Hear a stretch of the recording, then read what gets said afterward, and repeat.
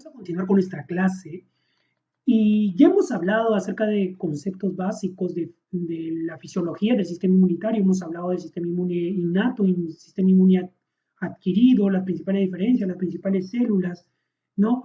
Vamos a hablar también de respuesta inmunitaria ahora, pero ya hemos conceptualizado un poco a respuesta inmunitaria, que su función primaria es distinguir lo propio de lo extraño y eliminar las sustancias extrañas. Eso fue lo que dijimos. Y vamos a tener una respuesta inmunitaria frente a infecciones virales.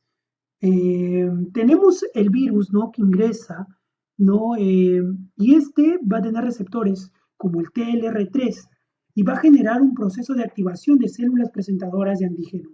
Y se va a activar algunas interleuquinas como el interferón alfa, el interferón gamma, el interferón beta, y esto va a activar a macrófagos y células natural killer que van a generar así la estimulación de células efectoras como los CD4 y los CD8 que finalmente matarán a la célula presentadora de la infección.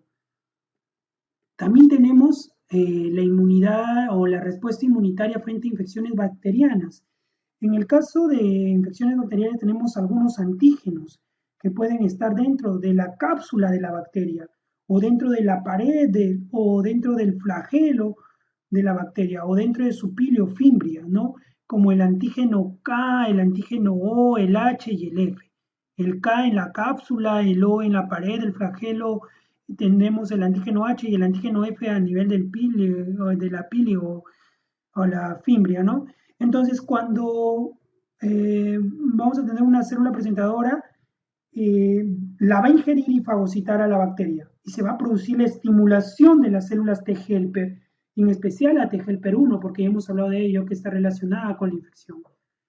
Y la inmunidad antiparasitaria.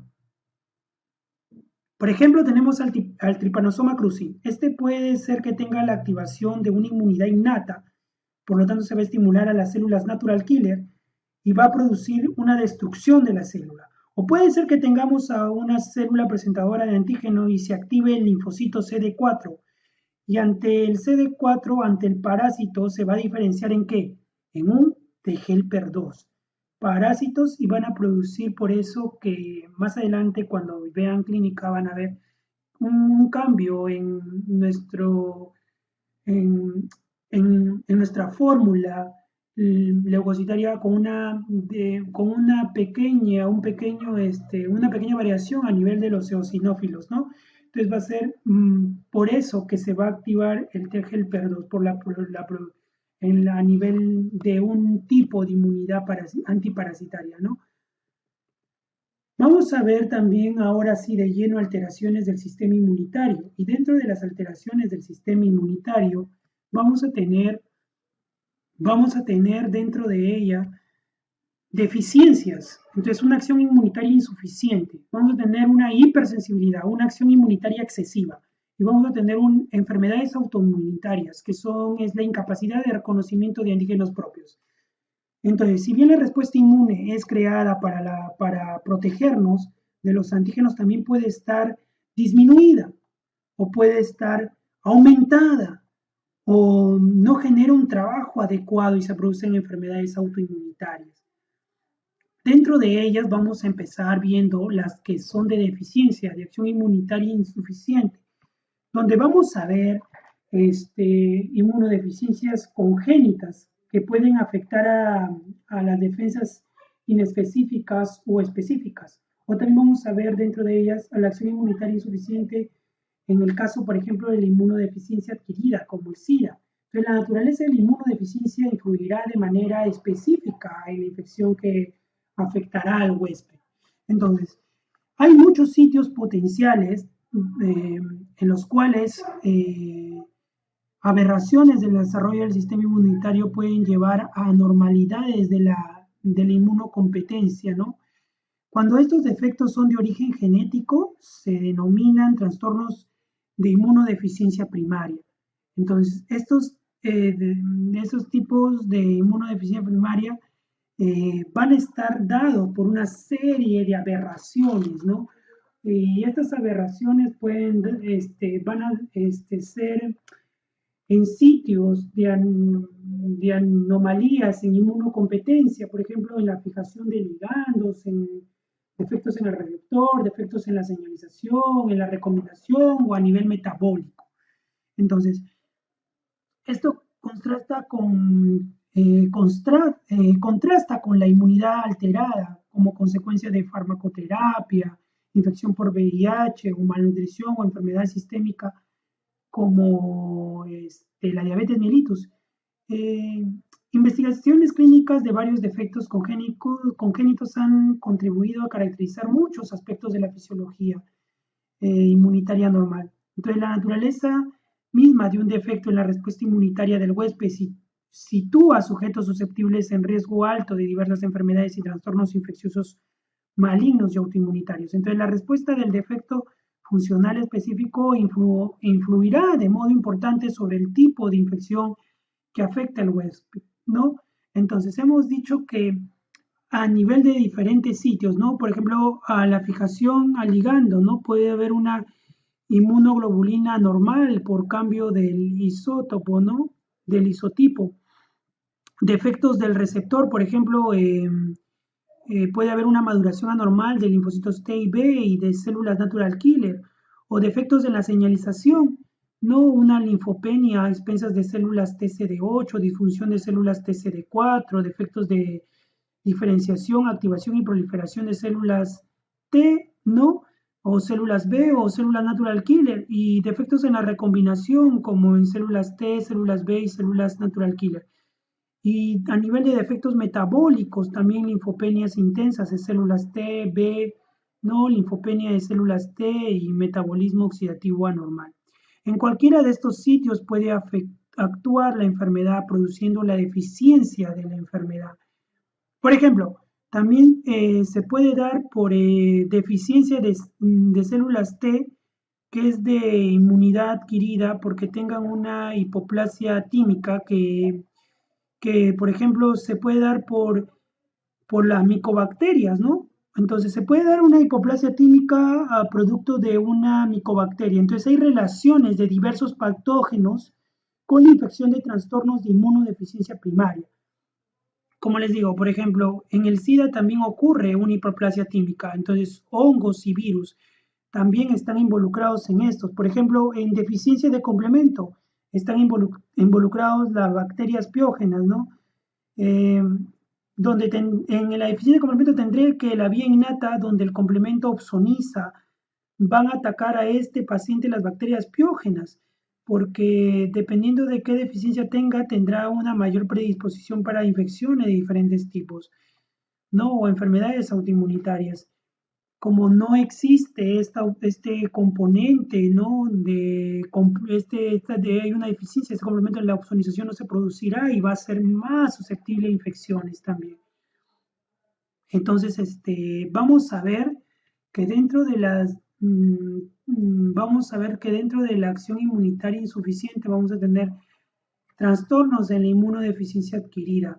Y dentro de los trastornos de la inmunodeficiencia adquirida vamos a ver a los trastornos primarios de inmunodeficiencia humoral, porque la adquirida se separa en humoral y celular. Entonces, dentro de los trastornos primarios de inmunodeficiencia humoral, vamos a tener, por ejemplo, al síndrome de D. George, ¿no? Como pueden ver el pequeño gráfico de arriba, donde hay un síndrome de D. George, donde podemos ver a la clínica, ¿no? Algunos puntos clínicos, ojos separados, implantación baja de orejas, ¿no? Y esto se da por una falta del desarrollo del timo, una producción anormal de inmunoglobulinas por falta de linfocitos T helper, ¿no?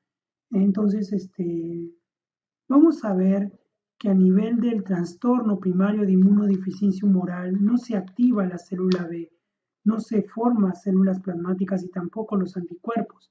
Y desde el inicio de la formación de la célula B tenemos una célula totipotencial que van diferenciando se van diferenciando, ¿no? Y en cada anticuerpo tendré una hipogama globulinemia ligada al cromosoma X, una enfermedad donde tendré anticuerpos que afectan más a los varones. Entonces, yo puedo tener todo el recorrido, ¿no? Con una alteración de inmunoglobulina A. Y esta inmunoglobulina A a nivel de las secreciones, si yo tuviera una deficiencia de la inmunoglobulina A, solamente no pasaría nada porque tengo la inmunoglobulina G y la M, puede contrarrestarla. Entonces la infección puede ser controlada. Entonces, pero si tengo una deficiencia de inmunoglobulina G, puedo tener una meningitis o eh, una neumonía no adquirida en la comunidad o una serie de trastornos que se producen por la invasión de patógenos, ¿no? Muy sensibles, va a volverse el organismo, ¿no? Eh, Se debe por una deficiencia de estas inmunoglobulinas. Entonces, también tendremos un trastorno secundario de inmunodeficiencia humoral. El trastorno primario, como vimos ya, es el famoso síndrome de George, pero a diferencia del trastorno secundario, ¿no? Que es una pérdida selectiva, como les digo, de inmunoglobulina A o inmunoglobulina E o trastornos geniturinarios o gastrointestinales, puede producir también un síndrome nefrótico, ¿no? No solamente puede ser primarios estas deficiencias, o sea, nace con ellos, ¿no? Porque el trastorno primario de inmunodeficiencia humoral nace con ese trastorno el paciente, sino también secundaria, porque los anticuerpos son de tipo proteico. Si tengo una enfermedad donde pierdo proteínas, por ejemplo, una enfermedad geniturinaria, un síndrome nefrótico, también estoy perdiendo una gran cantidad de proteínas. Y en una gastrointestinal donde también se pierde proteínas, entonces tendré un trastorno de inmunodeficiencia secundaria humoral a consecuencia de la pérdida de proteínas, ¿no? Entonces va a producir que en el paciente haya una deficiencia inmunitaria.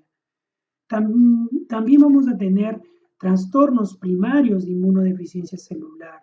Entonces hay una enfermedad que es la hiper-IgM, ¿no? Donde tendré bajos niveles de inmunoglobulina G, inmunoglobulina A, pero altísimas de inmunoglobulina M. Entonces también está ligada al cromosoma X. Le dará entonces a los hombres, ¿no? Y vamos a tener acá trastornos virales que traerán con la disminución de linfocitos T, por ejemplo, el sarampión, le va a venir una disminución de esta inmunidad o puede tener también TBC, ¿no? Entonces, estos trastornos primarios de inmunodeficiencia celular se asocian a infecciones virales, ¿no? El citomegalovirus o el linfoma de Hodgkin o virus VIH o herpes virus, el sarampión, hay una pérdida de la función celular y depresión de un subtipo selectivo. Entonces, eh,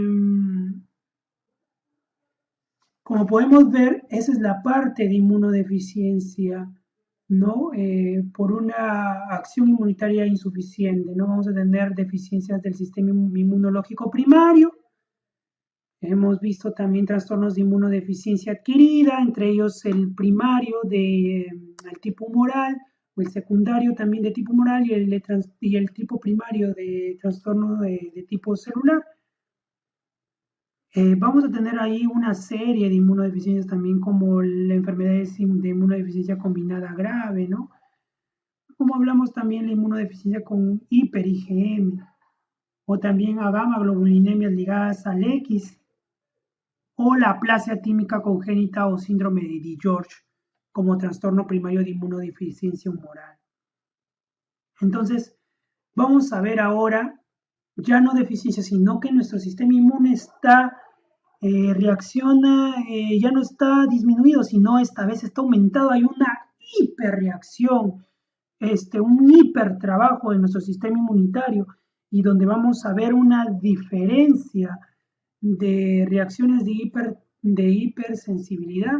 Vamos a diferenciarlos en diferentes tipos y tenemos reacciones de hipersensibilidad de tipo 1, que son mediadas por la inmunoglobulina E, por ejemplo, donde tenemos en esta deficiencia nula, sino más bien tendremos un aumento, un gran aumento del trabajo inmunitario en el cuerpo. Entonces, según Helicombs, clasificaron los mecanismos de sus respuestas inmunitarias a antígenos en 4 tipos de reacciones para permitir un entendimiento más claro de la inmunopatogenia de la enfermedad. Entonces tenemos dentro de la hipersensibilidad a la tipo 1, que es la alergia clínica, representa la respuesta de hipersensibilidad mediada por inmunoglobulina E.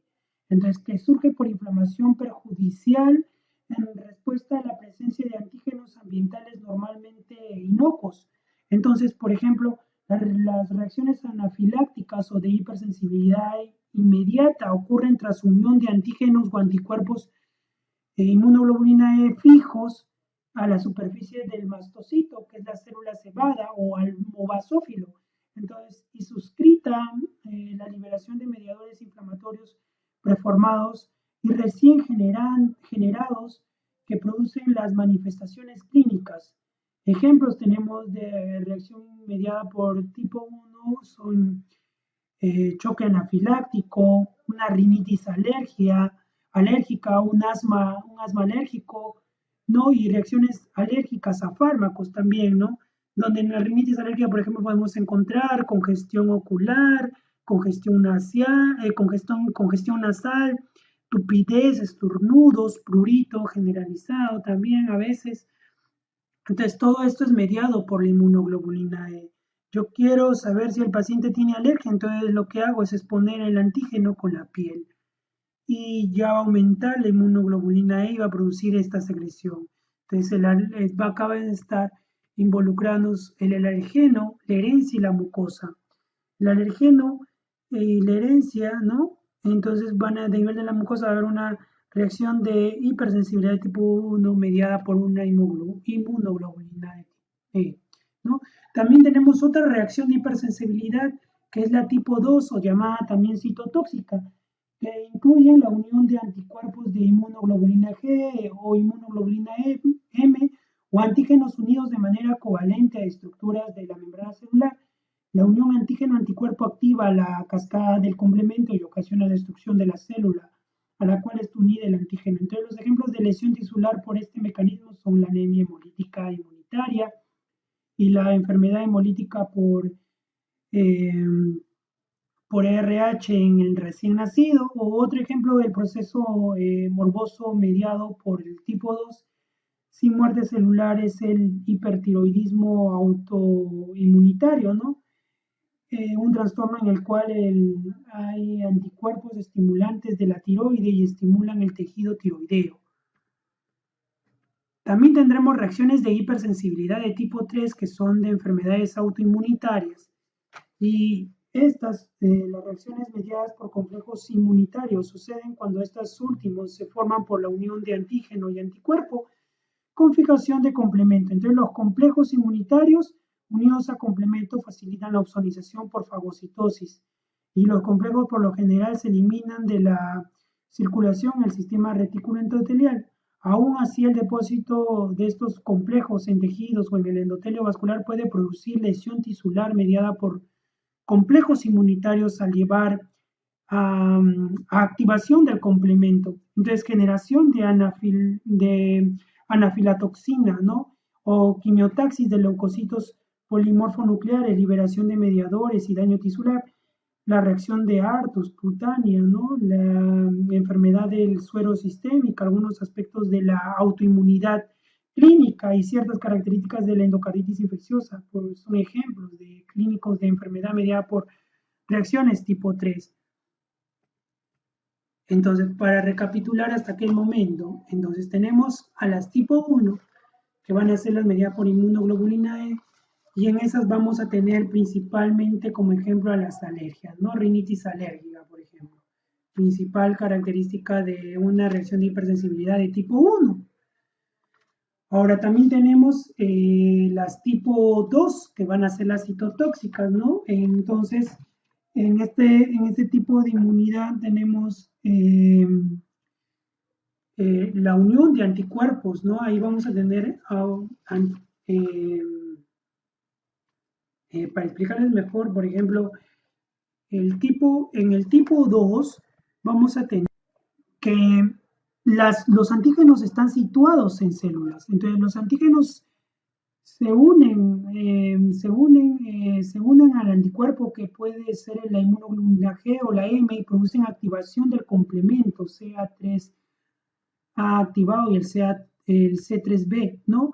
Que hacen opsonización, inflamación y finalmente lisis celular, ¿no? Y acá vamos a ver como ejemplo, por ejemplo, también algunas enfermedades autoinmunitarias. Y en la tipo 3, pues es la que tenemos, los antígenos están libres y entonces los macrófagos no destruyen los complejos antígeno-anticuerpos. Si no reconocen tampoco muy bien, no hay un buen trabajo a nivel de este complejo antígeno-anticuerpo circulante, ¿no? Lo que va a producir es una activación de complemento y al final activa las células inflamatorias. Y acá vamos a ver más que todas las enfermedades autoinmunitarias, ¿no? Como el lupus eritematoso sistémico o la artritis reumatoidea.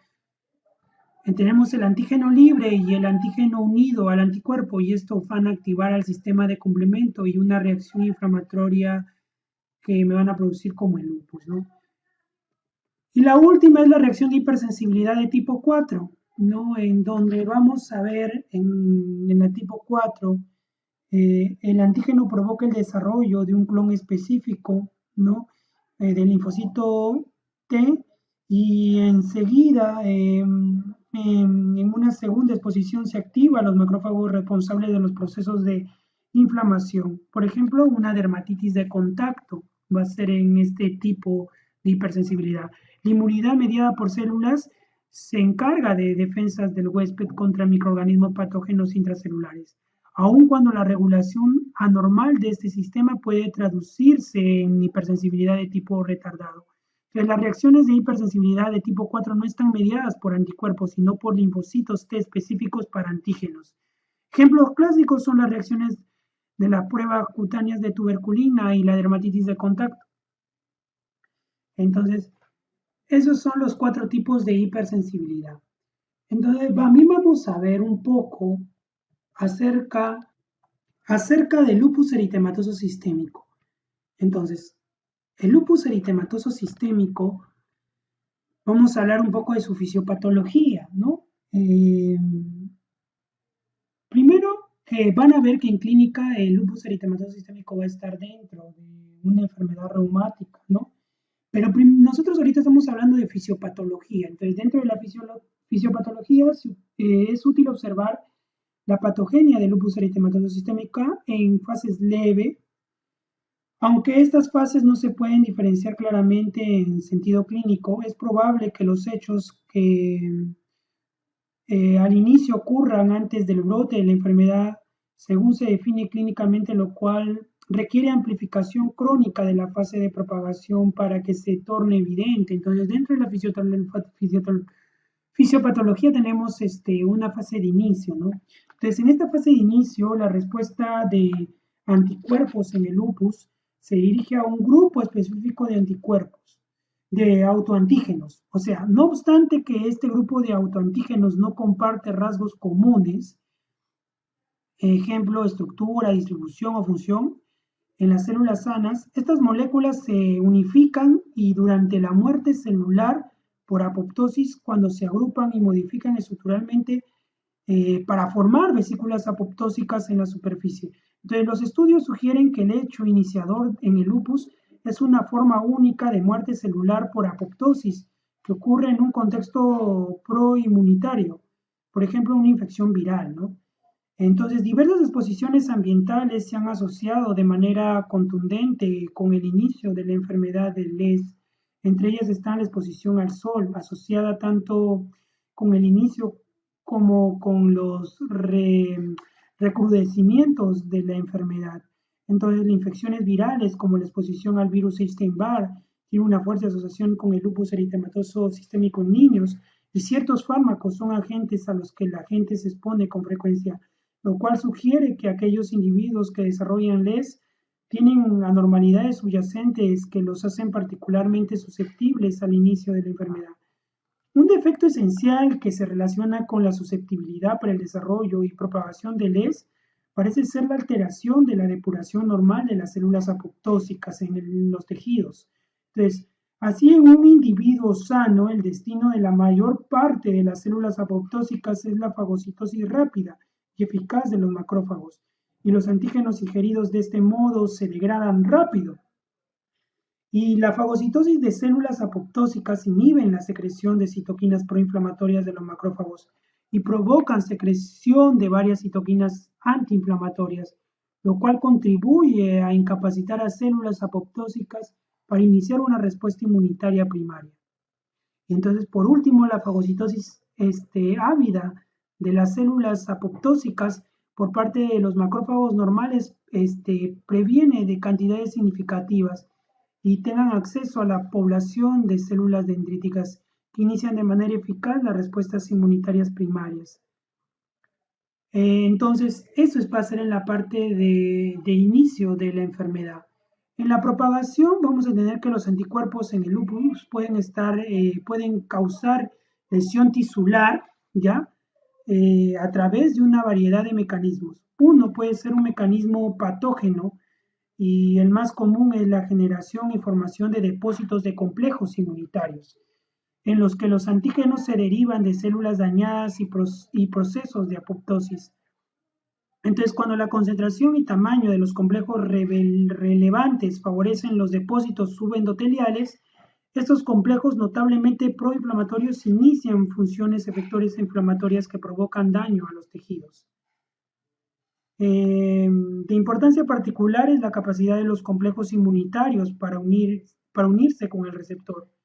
Entonces, que activa las funciones efectoras de las células mielomonocíticas, ¿no? Y la formación de depósitos de complejos inmunitarios en riñones, articulaciones y piel, y varias características clínicas centrales del lupus. Entonces, como estos depósitos van a formar a nivel de los riñones, articulaciones y piel, vamos a ver la diversa clínica, ¿no? Entonces, también vamos a tener otro mecanismo, que es los anticuerpos se enlazan con moléculas extracelulares en los órganos blancos y activan funciones efectoras inflamatorias en este sitio, con el consiguiente daño a los tejidos. Ejemplos de este fenómeno incluyen la anemia hemolítica autoinmunitaria, ¿no? Y la trombocitopenia, al igual que la enfermedad cutánea fotosensible en el síndrome de lupus neonatal. Otro mecanismo es que los anticuerpos provocan directamente la muerte celular al ligarse con moléculas de superficie celular o al penetrar dentro de células vivas y ejercer efectos funcionales. Como pueden ver en la fisiopatología del lupus eritematoso, lo que pasa es un desorden autoinmunitario en el cual nuestro sistema inmune no reconoce a lo propio, ¿no? Y lo confunde. Entonces, al atacar, al confundirlo, va a atacar a las propias células, a lo propio, a lo que debe defender, a lo que debe proteger. Y en vez de protegerlo, lo va a destruir, ¿cierto? Ya en la última fase de fisiopatología de brote, ¿no? Uno de los aspectos característicos de la respuesta inmunitaria va a ser el establecimiento de una memoria inmunológica. Y cuando el organismo se enfrenta de nuevo con el antígeno, el sistema inmunitario responde de modo más rápido y vigoroso a concentraciones menores de las que se requieren para provocar la respuesta primaria. Entonces, los brotes en el LES parecen reflejar esta memoria inmunológica. Y entonces, ocurriendo en respuesta a la reexposición del sistema inmunitario preparado al antígeno, la apoptosis, y no solo ocurre durante el desarrollo y homeostasis celular, ¿no? Sino también en muchos estados patológicos. Entonces, de este modo se pueden concebir numerosos estímulos, por ejemplo, la exposición a la luz ultravioleta, por ejemplo, infecciones virales, involución epitelial del endometrio y senos y pueden provocar los brotes de la enfermedad. Entonces, como manifestaciones clínicas, después de obtener nuestra fisiopatología, entonces vamos a tener que esta es una enfermedad multisistémica que afecta en forma predominante a las mujeres en edad reproductiva, ¿no? La media de edad al diagnóstico es 30 años, se caracteriza clínicamente por su periodicidad y por numerosas exacerbaciones que ocurren a través de los años y que se denominan brotes. Entonces los síntomas son muy variables, pero tienen a estereotiparse, ¿no? En cada individuo, es decir, es frecuente que las características clínicas prominentes sigan siendo constantes a lo largo de los años. Entonces la producción de anticuerpos específicos es un aspecto universal y es común que afecten diversos sistemas orgánicos, como la piel, en la que se representa la fotosensibilidad, ¿no? Una fotosensibilidad y una variabilidad de erupciones cutáneas específicas sobre una erupción sobre la región malar, como vemos en la foto, ¿no? Cambios pigmentarios, discoides en el pabellón auricular externo y eritemas sobre el dorso de los dedos. Tenemos también que a nivel de los dedos, a nivel de las articulaciones, vamos a ver una inflamación, vamos a ver un tipo de sinovitis, ¿no? Porque estos complejos van a empezar a destruir la parte de la unión sinovial, ¿no? Nuestras articulaciones. Entonces, eh, el lupus eritematoso sistémico puede manifestar una poliartritis, entonces simétrica, no erosiva, ¿no? La enfermedad renal, que adquiere la forma también de un espectro de glomerulonefritis, es una causa frecuente de morbilidad y mortalidad. Y es posible que los pacientes manifiesten una diversidad de síntomas hematológicos que incluyen anemias hemolíticas. Hay también, como les dije, ¿no? Trombocitopenia, también hay leucopenia. Y también hay inflamación de las superficies serosas, ¿no? Puede haber un dolor pericardio en el pecho, ¿no? También puede haber eh, síndromes neurológicos como convulsiones, síndrome orgánico cerebral. Entonces, hay una serie de manifestaciones clínicas, ¿no? Entonces, a nivel del cuerpo va a haber nuestro sistema inmunológico en estos pacientes van a estar aumentados, entonces van a estar confundidos y van a empezar a atacar a lo que deben de proteger. Vamos a tener entonces que también como manifestaciones clínicas, aparte de las poliartritis, ¿no? O, por ejemplo, el eritema, ¿no? Que respeta los bordes nasogenianos, ¿no? Porque pueden ver solamente en la parte malar. Las úlceras también van a ser otro tipo de sintomatología clínica, úlceras vocales que no son dolorosas, ¿no? Que no son dolorosas. Entonces, y que más generalmente vamos a verla en mujeres, este tipo de enfermedades autoinmunitarias, que tiene no es que no va a haber en varones, también va a haber, pero mayor, una frecuencia de 9/1, que favorece al sexo femenino. Entonces, eso es lo que vamos a hablar del lupus eritematoso sistémico y ahora vamos a hablar de otro tipo de enfermedad autoinmunitaria y en este caso vamos a hablar de lo que es artritis reumatoide. Dentro de la artritis reumatoidea también tenemos que hablar acerca de su fisiopatología. Entonces, dentro de la fisiopatología vemos que gran parte del daño patológico que caracteriza a la artritis reumatoide se centra alrededor del recubrimiento sinovial de las articulaciones. El sinovio normal está formado por una delgada capa celular que tiene un grosor de 1 a 3 capas de células y un intersticio subyacente, ¿no? Como se ve por anatomía, que contiene vasos sanguíneos, pero pocas células.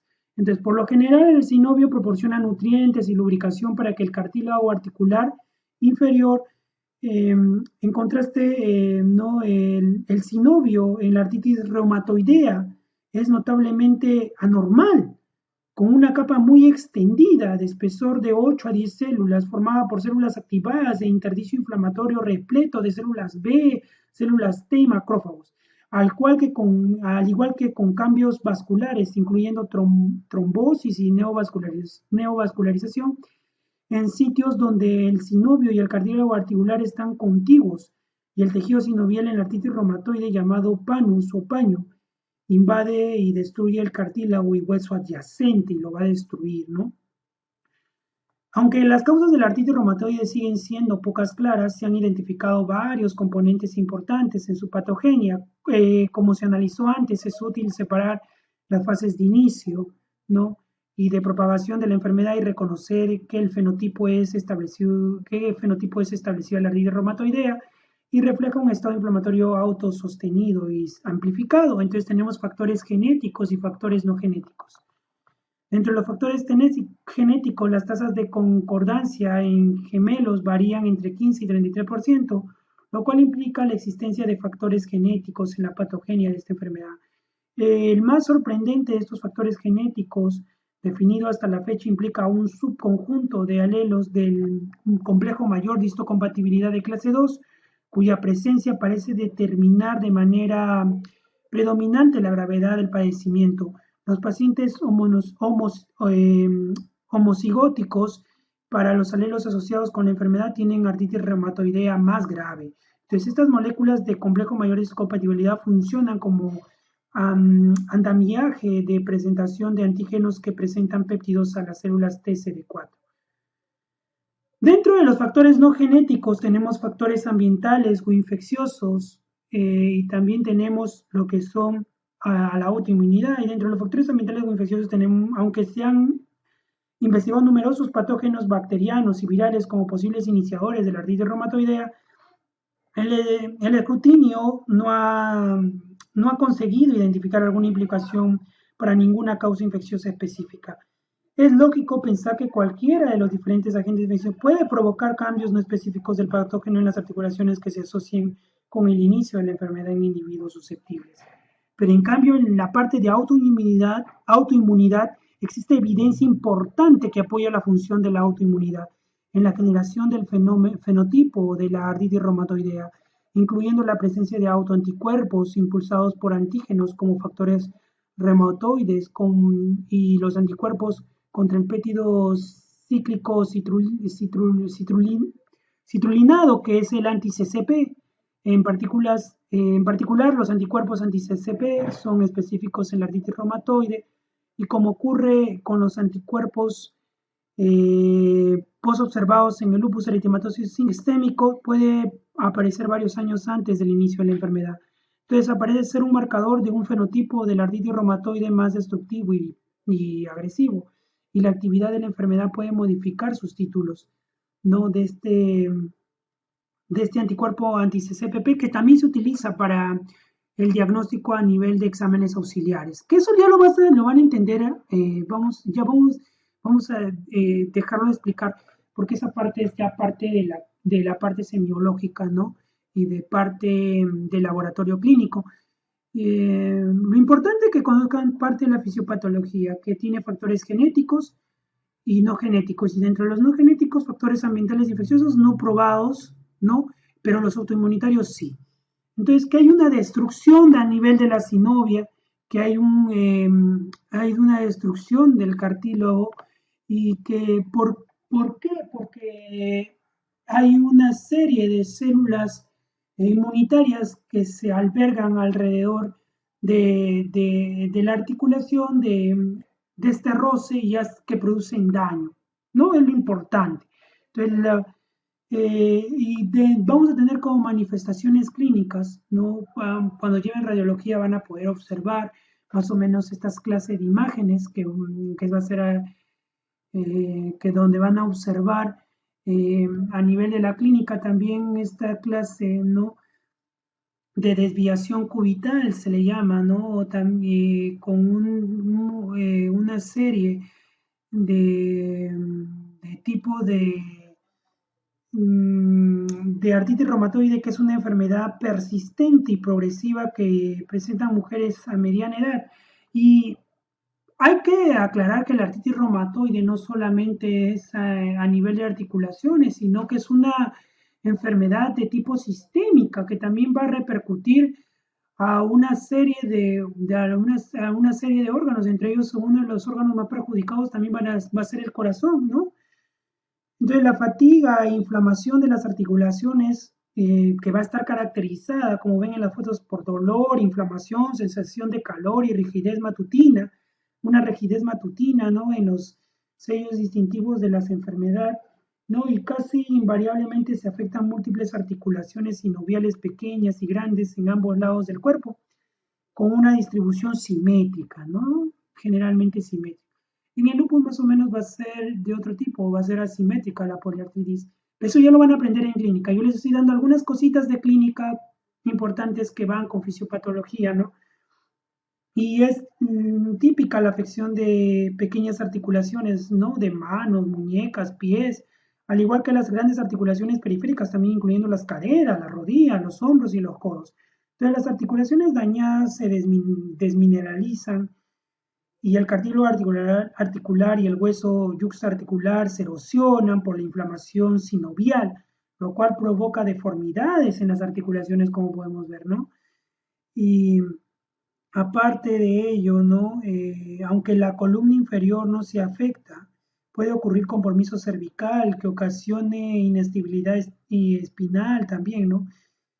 En elevada actividad puede presentarse manifestaciones extraarticulares, las cuales incluyen nódulos en los pulmones, nódulos reumatoides, ¿no?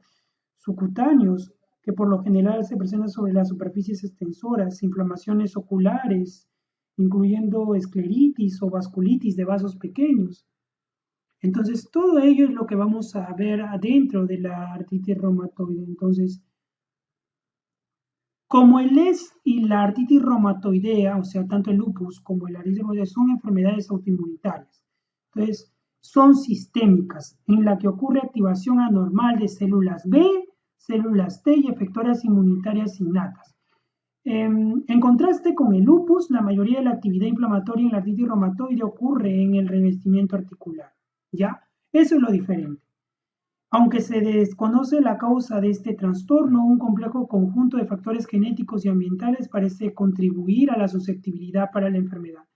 Debido a que se ha observado que el índice de artritis reumatoide es similar en muchas culturas y regiones geográficas en todo el mundo, se supone que las exposiciones ambientales que la provocan deben tener una amplia distribución. Eh, la artritis inflamatoria transitoria provocada por diversos patógenos microbianos imitan a la artritis reumatoide temprana, pero no es una artritis, ¿no? Reumatoidea, aunque desde hace tiempo se ha postulado la implicación de infecciones en el desarrollo de artritis reumatoidea. Esto todavía no se ha comprobado. Entonces, también hay alelos específicos de las moléculas de complejo mayor de histocompatibilidad de clase 2, ¿no? Que comparten un motivo de consenso, ¿no? En la hendidura de fijación peptídica, que tiene una elevada relación con la susceptibilidad para la enfermedad y mayor gravedad para la artritis reumatoidea, por ejemplo, ¿no? Bueno, acá acabamos nuestra clase, ¿no? De trastornos inmunitarios. Hemos hablado más que todo en LES y artritis reumatoide, también parte de clínica, que no corresponde al curso, pero siempre es bonito adelantar algunas cosas que vamos a ver posteriormente, ¿no? Las manifestaciones clínicas que a la clínica, ¿no? Cuando nosotros ya veamos nuestra semiología, vamos a poder identificar, pero primero ahorita tenemos que aprender bien nuestra fisiopatología y ver que estas enfermedades son sistémicas y hay un problema a nivel de las células autoinmunitarias, a nivel de, tanto como el lupus y la artritis reumatoide, va a haber una va a haber, va a estar situada en un tipo de hipersensibilidad, va a haber una hipersensibilidad de tipo 3, ahí están reconocidas las tipo autoinmunitarias también. Entonces, hemos dado como ejemplos, espero que haya quedado claro y todo el tema de hoy, que es un poco complejo, pero hay que estudiarlo, ¿no? Un poco y vamos a entenderlo. Muchas gracias por todo, eso es todo por hoy.